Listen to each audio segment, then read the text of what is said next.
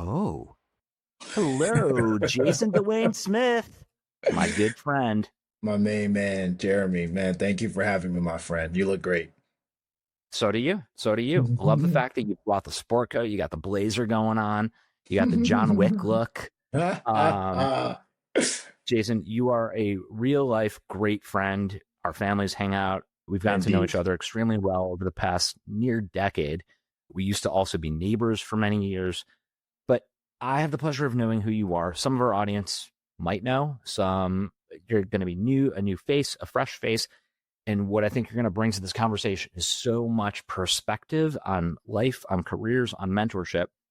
Jason Smith, who do I have the pleasure of speaking with right now? Oh my gosh. Has it been 10 years? I was thinking about that before this call. It's probably been Um, 8 or 9 years. I mean, well, listen, I'll introduce myself, but before I do, and I've watched some of the shows, I think you always get credit, which you should, but also just introducing you, Jeremy. I mean, you've had such a huge impact on our industry. It's incredible. Before we met and really established a real friendship, so to the audience, I mean, Jeremy is my guy. But so, I mean, this is actually a little surreal doing this because we spend so much time together. And what I did want to share, even just to kick this off, is just the very first time I met you. It was when I moved to Chicago from New York. You remember? And I Yeah. was working at Mindshare at that time, and I was, just trying to find my community in Chicago. And you walked into my office. That was back when I actually cared about having an office, which I wish I could change that in the past. But you came in, and was it Laura? Was it Laura? I think was your like one of your key partners that you work Lori, with. Lori Lori, Osorio. Yeah. she's so awesome too, and you Yep. just always brought just really good vibes, man. Super smart guy, visionary, man. Always support people, and it never feels like there's a transactional aspect of it. So I just wanted to Yeah. just share my gratitude, man, for just the amount of impact you've had, not just professionally, but I bet just on people's human and personal lives, man. So just huge thank you for that, and just big shout out for what you're doing with this. I think it's much needed and it's an incredible thing. So just big thank you to you, Jeremy. I appreciate you, man. Well, You know? yeah. Thanks, Jason. Thank you. We actually, I'm gonna jump in for a split second.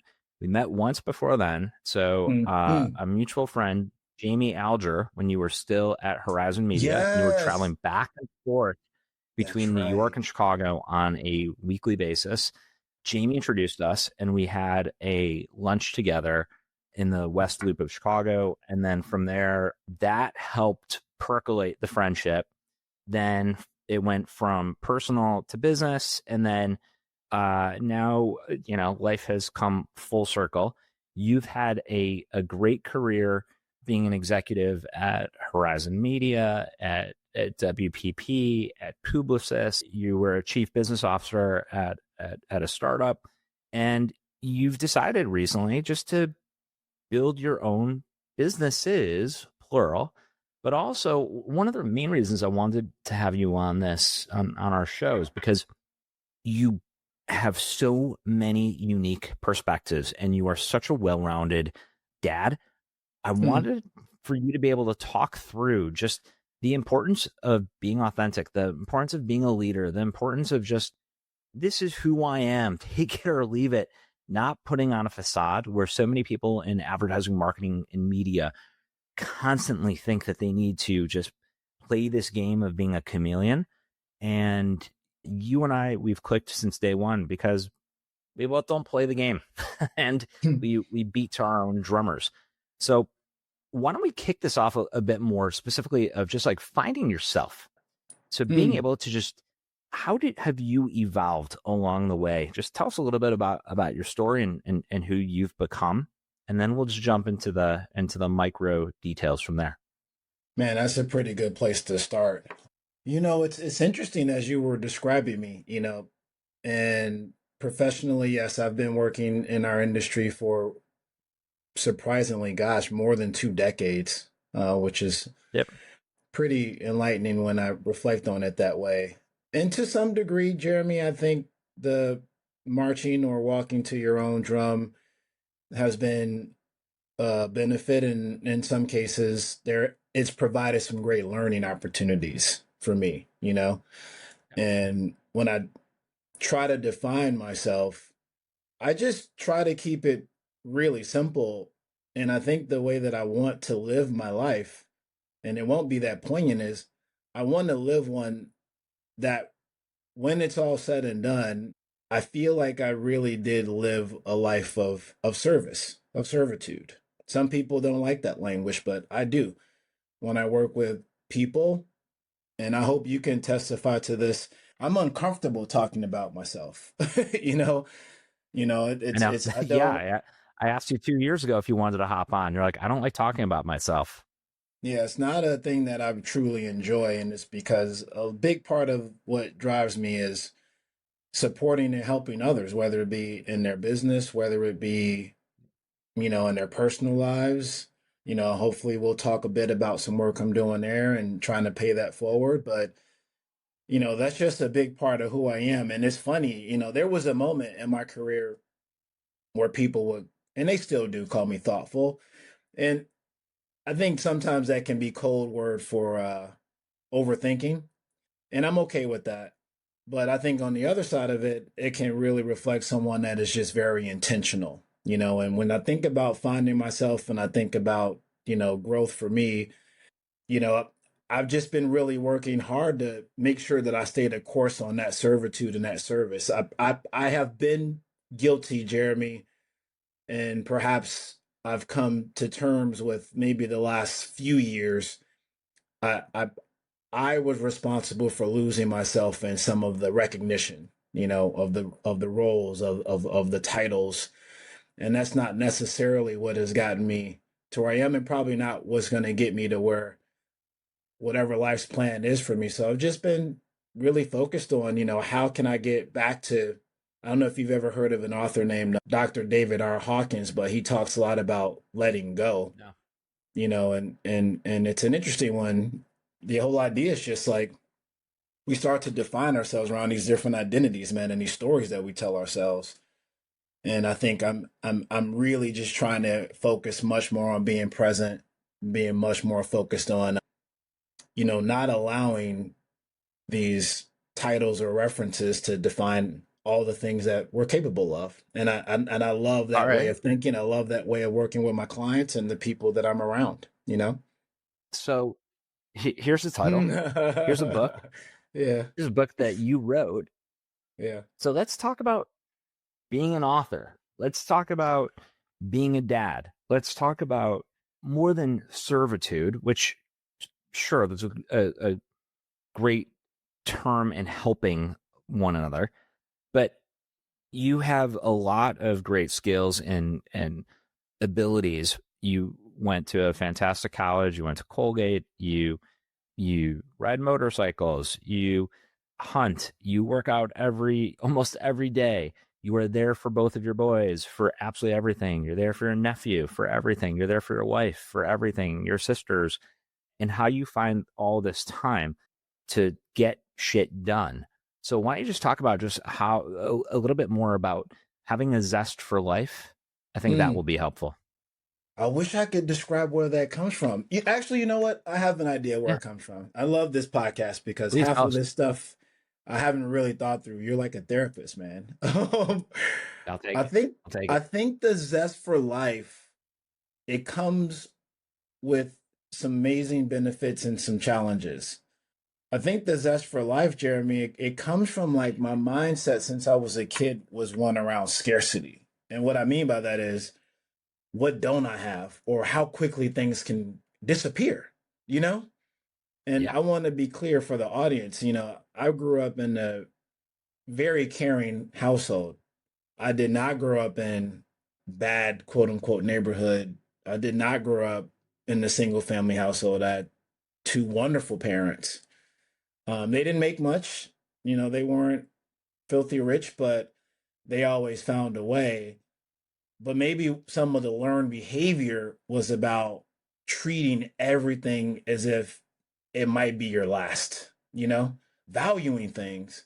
And I think there's a really good aspect of that when it's treated properly and there's a balance to it. But if you allow that kind of thinking to overcome what is the other end of scarcity, which is abundance, all the opportunities that are available to you if you lean into that. And I think as I've grown and become more of an adult, to your question about the zest for life, I think it just comes from this concept in my mind of abundance. And if you visit me on LinkedIn, it's my cover page, and it's something that I live by. Is if we take a step back, whether it be professionally, personally, spiritually, and investigate just all of the wealth that is within us and around us. Example of that being, sure, maybe you don't have the biggest title in your job, or maybe you don't have the biggest house, or maybe you don't have all the physical things, but you look at the wealth of emotional support that you have. You look at the wealth of experiences that you've had that can help you achieve the things that are important to you and experience the things in life that you want. I just think that's a remarkable thing. So I think just this concept of maybe growing from almost a scarce mindset to now seeing the abundance in it all, it just challenges me to wake up every day and go, what's possible? What can't be accomplished if we just give ourselves an opportunity? And it drives me, and it just gives me a lot of joy. And I try to bring that to everything I have, for better or for worse, Jeremy. Why don't you tell us a little bit about what you just accomplished a week or two ago in terms of a monumental hike and 2929 or 29029, Yeah. basically climbing Mount Everest. Why don't you tell us about that? Because to me, that's fascinating because that showcases the zest for life and just how you talked about abundancy, scarcity, appreciating every moment. Why don't you tell us a little bit about what transpired, what went through your head, and then we'll talk about from there just the components of mentorship, learning, growth. Yeah. Yeah. It's 2929, for folks that aren't aware of it, it's an event, and quite honestly, I'll call it an experience that I wasn't aware of, but I will give a shout to a very good friend of mine who started off as a coworker, Britta Peterson at Publicis. She works within the PR department, and she shares a lot of the zest for life that I have. And last year, she referenced this experience, Jeremy, where there's a company that creates, I don't know, maybe it's 10 to 12 different opportunities throughout the year for people that are curious to take the equivalent of a hike on a US mountain, and over the course of 36 hours, climb the equivalent of what would be Mount Everest. And at first, Jeremy, it didn't actually seem like a tough thing. It's like, oh, I just get to climb up and down a mountain over and over again. And when I say climb, to be clear, it's more of it's like an aggressive, steep hike, right? So it's not like we're, you know, climbing up Mount Teton or anything like that. Yeah. So so the hike didn't seem that difficult, but you know, it actually morphed into something that had nothing to do with the physical endurance part. Yes, 36 hours, 13 hikes up Mount Snow Basin in Park City, Utah, which is where my event took place. It's daunting. It's tough. I mean, I've probably never experienced anything as physically challenging as this event was, but I wanted to do it because of the story I want to tell myself. I mean, the reality, right, Jeremy, is like every person, we only live in like our own story, and we're the hero of our story, right? So, like, if you, I don't know if you can use foul language on here, but if you mess something up, You can say whatever you want. Yeah. if you fuck something up, Yep. unfortunately, a lot of people, and including me, you'll find a reason that something external contributed to that, or if you didn't take a leap, maybe it was, I've got my kids, or I've got these bills, or my schedule doesn't work. It's always an external reason.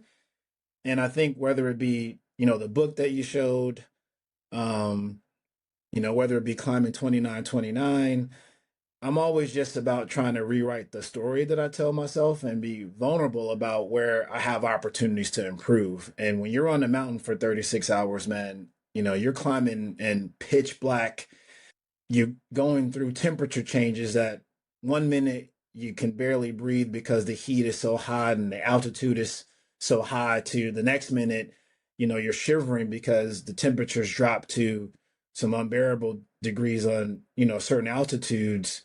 That really teaches you a lot about yourself. And I think there's something about that for us all to try to have that experience, whether it be climbing or anything else. Jeremy, for you, starting new businesses, man, and the leap that you've taken, something about doing that, you learn about yourself, you learn about what you're capable of, you learn about the limits that you've maybe thought existed, but weren't there because of your mind and what you can do. And then we talked about this before the call, but the other part is I'm fascinated by the idea of community, like what you can get accomplished if you are around and with a community of people that share that goal. And when we were on that mountain, man, I mean, when it was done, I saw people crying. I didn't cry at at the expense of my success in the event. I only had two moments of tears, and they came from me helping or being a part of someone else overcoming something that they never thought they could. You know? And like, isn't that the Yeah. joy of it? Isn't that the joy when you're a parent, if you're managing people, if you are supporting your clients, if or you wake up and you're working with your wife or your partner or your family. And I think the joy of a whole life is like when you can be a part of someone else's or something external beyond you, and achieving a height that it or she or he didn't know was possible. I mean, I had some moments on that mountain, man, where I just broke down and could not hold the emotion back, just seeing the possible. So yeah, man, it was a life-changing experience, something I recommend to many people. And I hope the folks at 2929 will have me back again to tackle a new challenge in the future. So we'll call that an ascent. You went through an ascent mentally, emotionally, physically, spiritually. For And sure. it For goes sure. back to what you were talking about earlier in terms of servitude and just being there with community, being there with other like-minded people with that same passion of kicking down challenges and accomplishing new feats. With that said, something that I know is really near and dear to your heart is one of the organizations that you are a co-founder and have started, which is Chicago Brothers. Why don't you tell us a little bit about, from a mentorship standpoint, that you've been, as we've mentioned, an exec across the agency system, across Chicago Advertising Federation, Chicago Interactive Marketing Association, just all these different ecosystems, but then going and realizing like there are a lot of people that need off the street club you're involved with. And for those many people outside of Chicago, I'm sorry if you don't know what we're referring to. And I don't mean to make this regional for a moment, but Jason spends a lot of his time making people better. So why don't you tell us a little bit about what you're building with Chicago Brothers and go from there? Yeah, I mean, Chicago Brothers, and I'm happy that you brought up Off the Street Club. I'm fortunate enough with, Lynn Brannigan and being a part of She Runs It. Any of these organizations, I mean, He runs it. Yeah.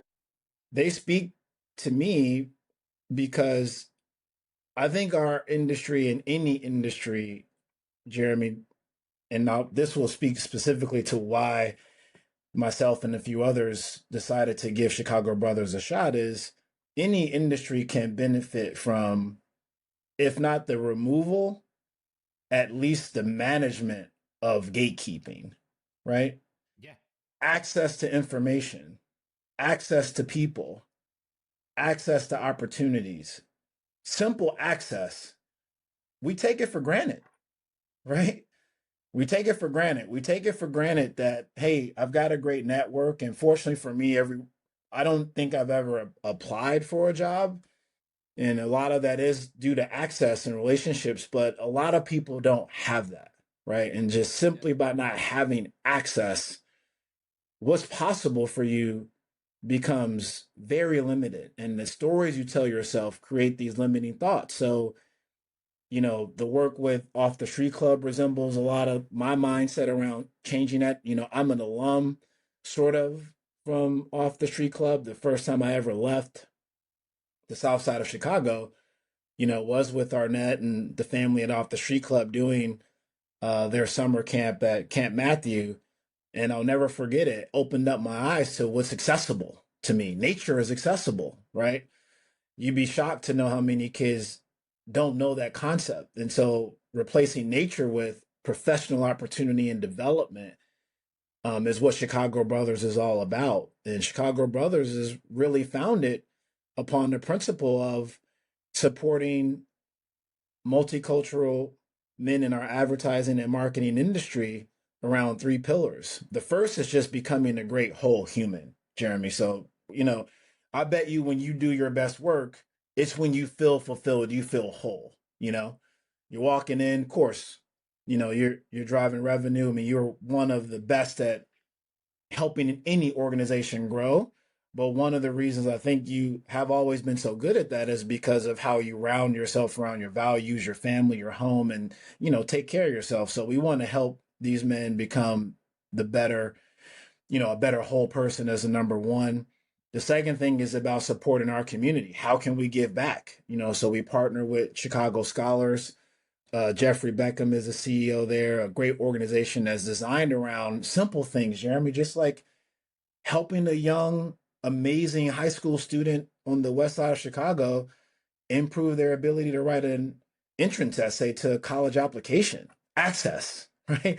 I mean, so Yep. we're sitting Yep. down with kids, helping them do that. And then, of course, professional development, learning about, how to invest your money as you start out in this industry. I know people, including myself, I didn't take advantage of 401ks like I probably should have, or, how to find sponsors within your organization that can support you, and or how to develop the skills that you need, not just around professional, but even mindset. How do you think in the growth Right. mindset so that you're approaching work from abundance and not a sense of scarcity? So, we've been around now since September of last year. So we're coming up on nearly a year.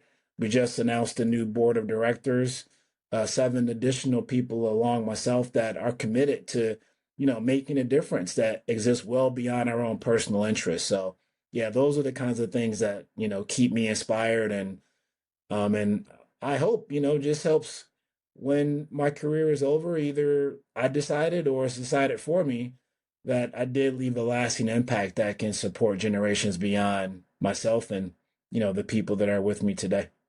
So we had talked before we started. We hit the record button about building, and you so graciously gave me the nice compliment. You ping ponged it right back to me, saying, "Yeah, you're great at building revenue. You're great at building businesses. You are in the process of building a couple of businesses. Let's hear about one or both of them, whatever you feel comfortable sharing at this point, and how the perseverance and how the community, the discipline of how you've gotten to where you've been, like what exactly opened up that door, or what was the catalyst to get you to say, you know what, I'm going for it. I'm going for it. Hmm. Yeah, scary stuff, right, Jeremy? Scary Yeah, stuff, Jason. man. Yeah, I can relate. Scary stuff, man. But it goes back to writing your narrative, and what I love about life and profession is every day is an opportunity to write it. And for the last 3, 6, maybe 9 months, I'm always making sure I stay connected with people. And I hope this is something that anyone that knows me and listens to this, and I do pride myself on this, I don't ask for things. If I call you, Never, if I reach never. out to you, I'll be on the phone with people, Jeremy, and they're just waiting for the ask. And that the reason why is because I'm abundant. I don't need anything. The only thing I need in relationships and life and profession is your trust and belief. That's all I need. Yep. And I Yep. say that because I spend time with a lot of people, but on that trust and belief piece, I have been more intentional about the kind of executives that I spend time with. And there's one thing that kept coming up with the multitude of CEOs that I got an opportunity to just sit down with. There's no ask. I just want trust and belief and then information and then advice. And the thing that has come across to me, which has been something that stifled me at times, is just the idea of starting. You don't have to be perfect with things, right? Oh, Sometimes, you don't. right? Right, Jeremy, you get it. And I know me, Yeah. I can be a perfectionist. And if anyone's worked with me, they'll go, yeah, that's one of the reasons why it was Yeah. tough to work with them. I'm not always the easiest, and I get that. But one of them has been because I have a vision and I can see how great things can be with attention to detail and focus. But when that becomes a driving force, it can limit your ability to just start, you know? And I had a conversation with, I won't call him a mentor, but I will call him just a great professional leader, CEO of a massive Fortune 500 company right here in Chicago. And he said something to me that really stood out. He goes, have you ever thought about daring to be dull? It's like, what does that mean? Like, what? And he's like, daring to be dull, it means everyone has the big story about how great something is. And you can sense those stories. You can sense the founder story. You can sense the innovation story. But nobody is excited about just doing the work, just starting it, just failing, just stumbling, you know?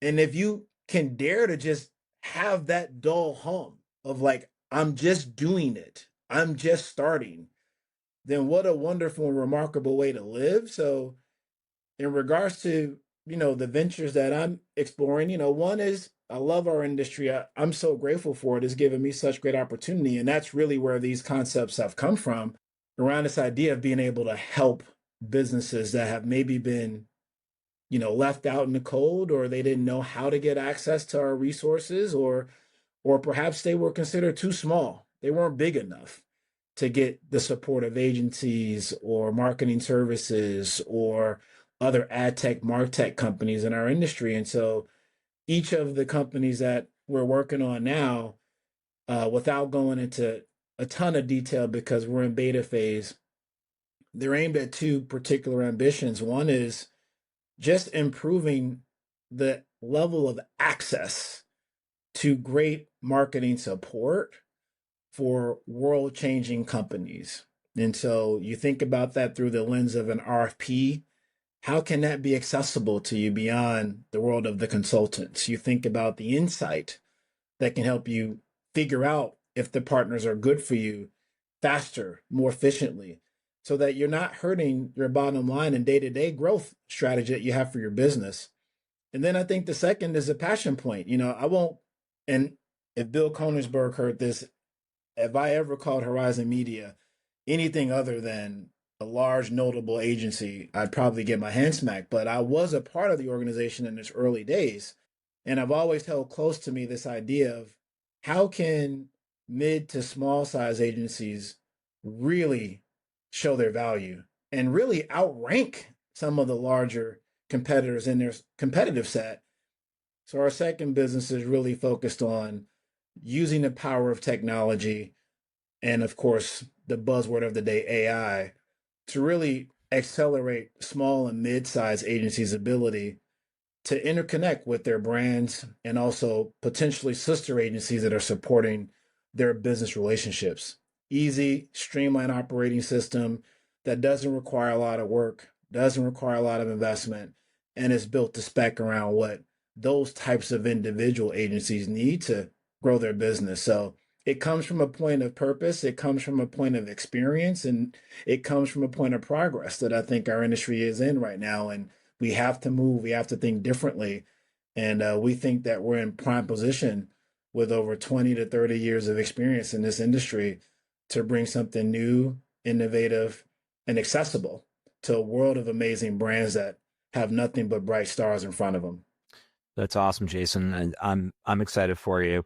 We've talked a lot throughout the conversation about access, about gratitude, about guidance, advice, a lot of the overall pillars of what we are building at OhHello. And you've seen the journey of the transition from the consumer based platform of OhHello.io to the now B2B platform of OhHello.ai. We're midway through our funding.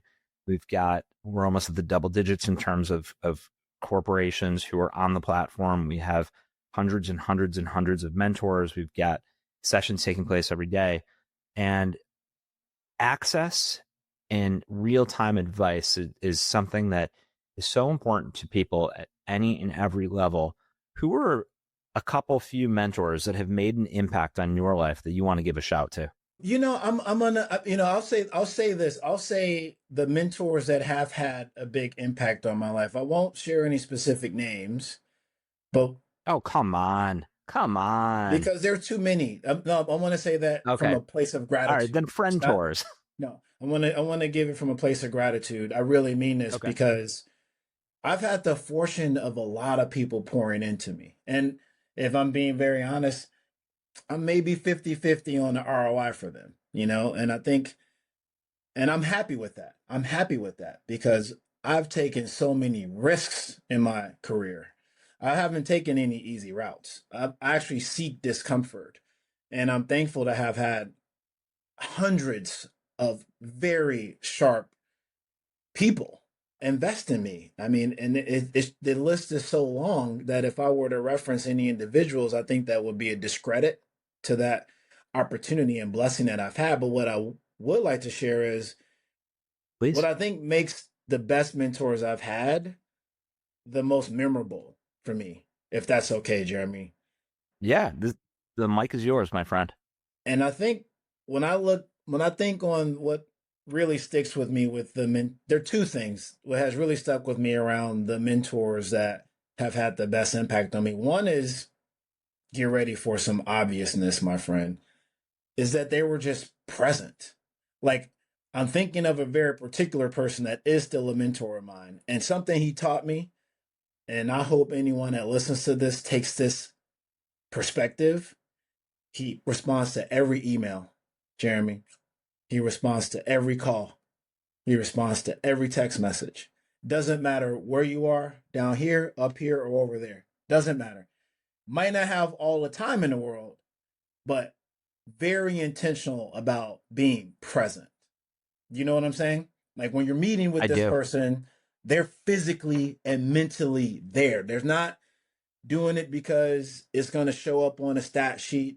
How many people that I get to mentor this quarter Yep. doesn't, they're not distracted by their emails. They're just very, very present. And I say that because, you need that to deliver the second part of what makes the mentors that I remember really good. And those mentors, they come from a place in which they're comfortable challenging you. Okay. And so I will speak on behalf of being part of an underrepresented community in our industry, in that a lot of times your mentors, they don't look like you, they don't come from what you come from, and that's okay. But I say this because knowing that that is a dynamic in our industry, part of what makes a good mentor, particularly if you're mentoring someone that doesn't resemble your background, is awareness around not yesing them to death. you know, right? Because you know something that I don't know. You can see something that I can't see. For sure. Maybe my intentions are right. Maybe my values are right. But there is a reality to, how our community wants to be engaged with, or, how you make progress in these certain areas. And I think the mentors that have had the biggest impact on me, they've been friends of virtue. They've been okay with telling me that sucks. It's not good. It's not going to help you. Okay. Even if they don't have the word of advice of what is good, having that type of challenging perspective, I think, has been healthy for me. And I think it's healthy for others, particularly when you're only as good as what you can see around the corner. And if around the corner is blind to you, or you think everything around there is completely safe and stable, once you encounter turbulence, you're just not prepared. So, that's what I would want to share about the mentors that have just had a wonderful impact on my life. And I continue to go and tap into that well as much as I possibly can, because I've still got a lot to learn and so many more spaces to grow. Really well said. Having people not just say yes really makes a difference. having people challenge you in any and every way, especially the people that know you, that know how you think, that know how you act, that understand how you feel and how you will react to something, is incredibly both prescient and powerful, because so many of us, and I understand what you're saying, I can't completely identify, but my incredibly empathetic heart and knowing you so well, I can understand a big portion of what you mean by that, where as an underrepresented minority in our space, but as an executive, to get to where you've been, you've probably had people just say, yeah, yeah, yeah, mm-hmm. In the back of your head, you're thinking, what the fuck? Like, why'd they say yes to this? This doesn't make any sense. And because we're close friends, like, I also know that sometimes happens. Yep. And the people that really care are the ones that are going to look you in the eye and be like, nah, Jason, that doesn't make sense. What are you doing? And And those are you the as a ones that, mentee, and I mean cut you off, but you as a mentee, you have to be ready and wanting to receive that. You know, right, Jeremy? Because sometimes as a mentee, you want comfort in your mentorship. You want that. That's a safe space. And you should have some of that. But you should be looking to receive that. You know, there's someone that is not a mentor of mine, but when I think about whenever I get the courage, you know, she's a CEO of a pretty big ad agency, and we don't really have a lot in common. But when I think about how she thinks and I think about her vulnerability around honesty, I go, that is the kind of person that when you're ready for it, you can get a lot out of it. But you can't even serve in a valuable mentor capacity unless you do that first thing, Jeremy, which is be present. You you have to truly, if you take these things on with any level of professional, truly wanting to get to know that person as a whole, so that when you're presented with an opportunity to uplift, to support, to provide comfort, and or to challenge, disrupt, right size, you have earned the freedom and the authority to do that because of your intention, because of your presence. So I didn't mean to cut you off, but I think it's just something that is such a wonderful opportunity. And this is not a selfish plug for OhHello, but when you talked about this with me years ago, I remember it because I was walking up a mountain in Holland. I was doing a trail hike in Holland, Michigan, and we were on the phone, and you were telling me about this. That's what makes that different, and that's why, even though I hate talking about myself, you know, doing this with you today, it's exactly what the industry needs, is to have that type of intention and presence behind how you mentor people, because it can make a huge difference, man. So sorry to go on and on about that, but it is a really you're important good. topic. You're good. You're good. Thank you for saying that. Essentially, no one needs a warm blanket or kisses from puppies to get real guidance. The guidance that's going to stick and hit the most effectively is going to be when someone's looking you in the eyes or listening directly and understanding and giving you an answer that you might not want to hear, but giving you guidance and advice that's going to be helpful long term and sometimes short term. Jason, this has been a fantastic conversation. If there's Thank you, sir. if there are any other pieces of wisdom or advice or a sentence or two that you want to just conclude with, the floor is yours before we say, oh, goodbye. I was watching a movie, which I don't recommend watching it. It'll depress the hell out of you, but it was a reference when I figured Oh, we would don't say like talk. Schindler's List. Come on, man. Come on. No, man, that one, no, not that bad, man. But you know, Okay, good. emotionally taxing, it might be up there. And it was. Have you ever heard of a movie called Revolutionary Road? It has oh With gosh, Tom Hanks? no, who's the main actor from the Titanic? Why am I drawing a blank? Handsome guy. Leonardo DiCaprio. Leonardo DiCaprio. So he's in the Yeah. film, and his actress counterpart is also in the film. And Oh, anywho's, talking about. Yeah, yeah. Keep on going. Yeah, yeah. so anywho's, I watched the movie, and when we were thinking of doing this podcast, I'm like, oh, maybe I'll make a reference to this, and then I'll let you go.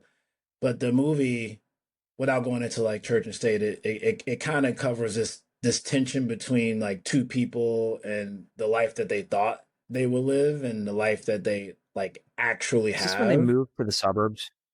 Yes, sir.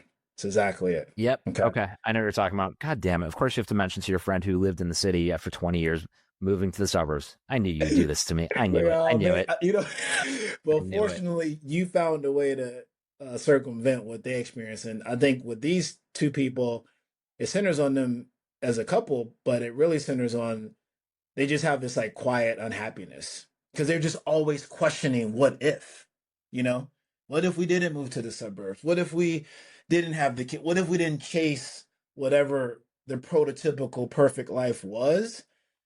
And something about that concept in the film, like it really stuck with me. And I only reference it in closing because I guess it's like for the listeners, if they get any value out of what I can bring to all the wonderful people that you bring on the show, is, growth, it maybe means just not selling for a story that looks good on the outside, right?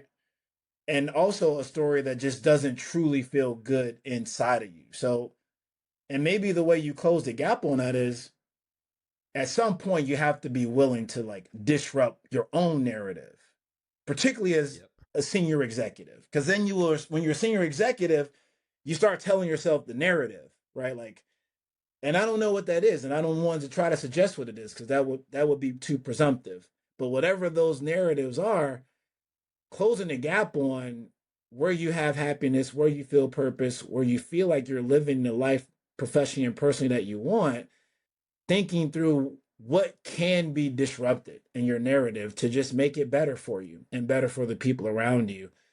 So I don't know. I saw that recently and it just happened to coincide with our discussion and it just really, really stuck with me. So I figured I would share that perspective. But otherwise, Jeremy, I'm so thankful for you having me and just really proud of all the things you've done in our industry up until this point and what's left to come, and also just what you've done with your family and your business partners to just contribute to where our industry needs to be.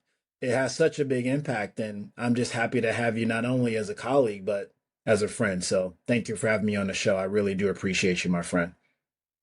Thank you. Thank you. Feelings mutual. We appreciate you being here. Thanks everybody for watching. And thank you, Jason. Take care. Till Yes. next time. You too, my friend.